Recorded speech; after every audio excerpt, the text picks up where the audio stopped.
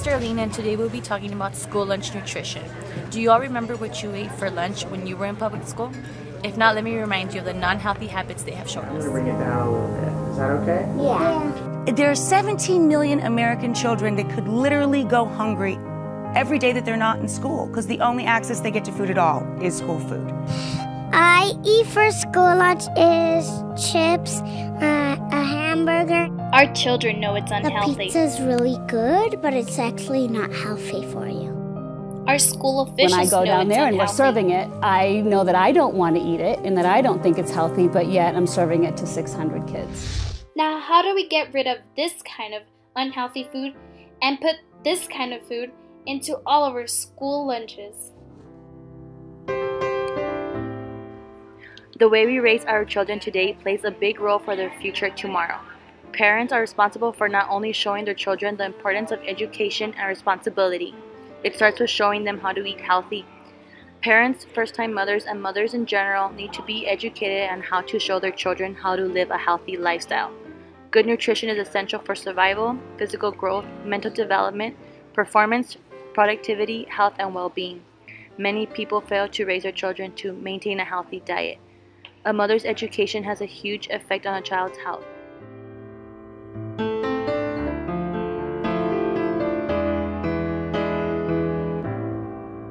Could the National School Lunch Program still endorse healthy food for the kids but still stay within the regulation budget?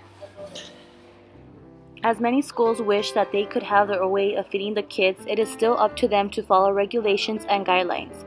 However, they could change things up and go and see if this would really be effective towards the kids. If we take the time and look at it, before they were giving out non-healthy food, their high-calorie food was not loved by most kids. Yet, they had been eaten due to these facts that it was their only source of food. Now what makes everyone think that healthier food would be so much better when schools were taking food from cans and heating them up and putting them on plates. The NSLP is there to be able to take care and see how schools are doing. Therefore, they should be well aware that in some cases you must go with the side better for the customer. In the end, the fight between healthy or unhealthy school lunches continues.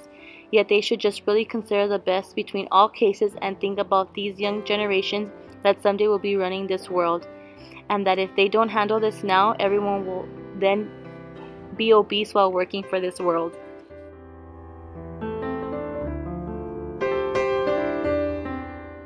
Now allow me to share some interviews that I had with 2-year-olds and a 10-year-old. Would you rather have fries or grapes? Fries. Fries? Yeah.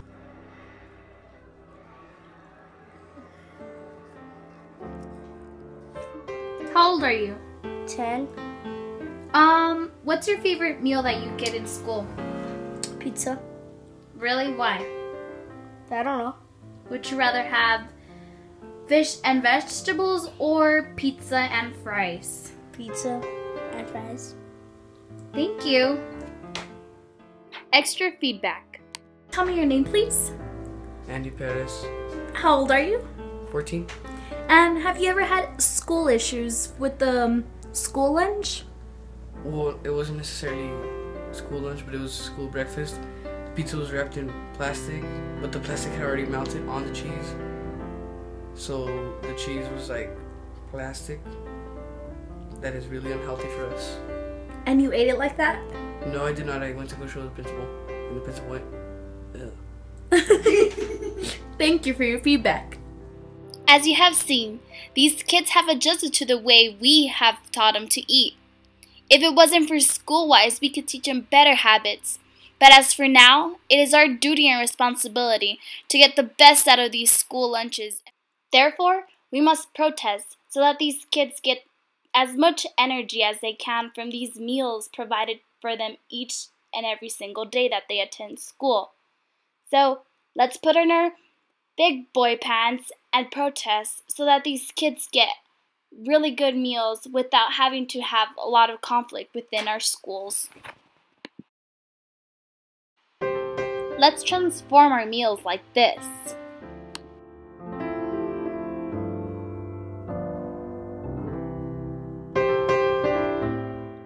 otherwise. This affects children across every demographic. Nobody is safe from the dangers of the child obesity epidemic. So what aren't we being told? I don't think parents really understand what they're being served. I do think that if they knew, they would be upset. Here's what other school districts have done about the recalled beef. Randolph County says it received the meat last year and used all of it. There's a recall for meat, for example, that goes all around the country. No one bothers to tell the schools. Schools typically have no idea where most of the food that they're serving children comes from. These kids are our future, in which will take care of all of us one day. But for now, it's our turn to make sure that they get enough energy to go through the day. The shocking truth about these unhealthy school lunches statistics is that 1/3 of all kids in the United States are obese or overweight. This means that 1/3 of our kids in the United States are at high risk of diabetes or heart attacks when they get older. Therefore, we must prevent all of this before it's too late. Let's all make a move, for it starts and ends with each and every one of us. Our goal: for school lunches to be the best source of food that a kid can get throughout their day.